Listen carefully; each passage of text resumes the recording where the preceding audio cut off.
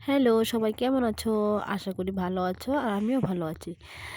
তো এইগুলি কি বলো তো দেখি কে বলতে পারো? যারা জানো এগুলি কি তাহলে একটু কমেন্টে বলে যেও। তো আমি এইগুলি নিয়েছি একটা গাছ থেকে, আর এখানে দেখো কিছুটা বেগুন আমি কুচি করে কেটে এবার এগুলিকে একটু ভেজে নেব।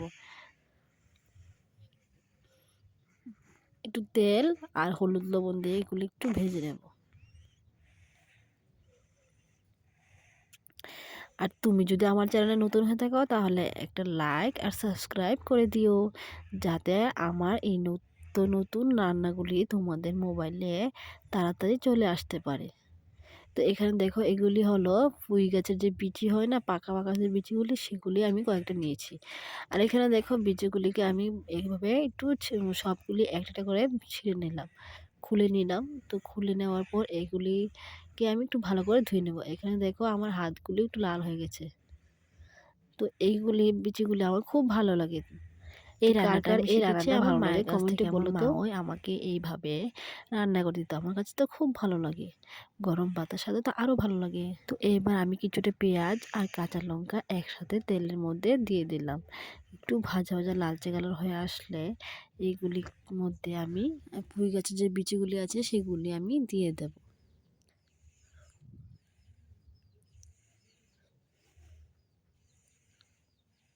তো এবার দেখো এগুলি আমি পেঁয়াজটা হয়ে গেছে, এবার আমি এগুলিকে দিয়ে দিলাম।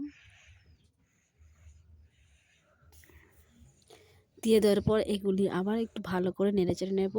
পেঁয়াজ আর কাঁচা লঙ্কার সাথে একবার মিক্সড করে নেব। মিক্সড করে নেওয়ার পর এবার দেখো আমি এখানে কিছুটা হলুদ গুঁড়ো আর কিছুটা স্বাদ মতো লবণ দিয়ে দিলাম। তোমরা তোমাদের অনুযায়ী মতো লবণ দিয়ে দেবা। এবার এইগুলিকে ভালো করে নেড়ে চেড়ে মিশিয়ে নেব। মিশিয়ে নেওয়ার পর এবার এইগুলিকে ঢাকা দিয়ে দেবো কিছুক্ষণের জন্য। কিছুক্ষণ পর ঢাকা খুলে দেখব যে এগুলি একটু সেদ্ধ সেদ্ধ টাইপের হয়েছে কিনা।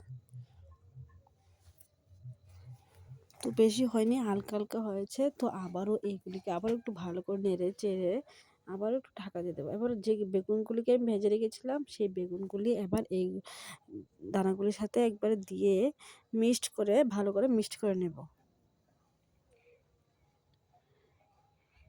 তোমরা চাইলে এরকমভাবে একবার বানিয়ে দেখতে পারো। আমার কাছে তো খুব ভালো লাগলো।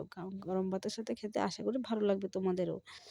গরম ভাতের সাথে ভাতগুলো একবারে লাল শাকের মতো থেকেও আরও বেশি লাল হয়। আমার কাছে খুব ভালো লাগে। আমার মা আগে এরকমভাবে আমাকে রান্না করে দিত। আর এখন দেখো মেয়েদের জীবনটাই এরকম, কীরকম দেখো। তো আগে আমার মা রান্না করতো, এখন আমারটা নিজেই রান্না করতে লাগছে। মেয়েদের জীবনটা না বড়ই অদ্ভুত। প্রথমে বাবার বাড়িতে, তারপর শ্বশুর বাড়িতে।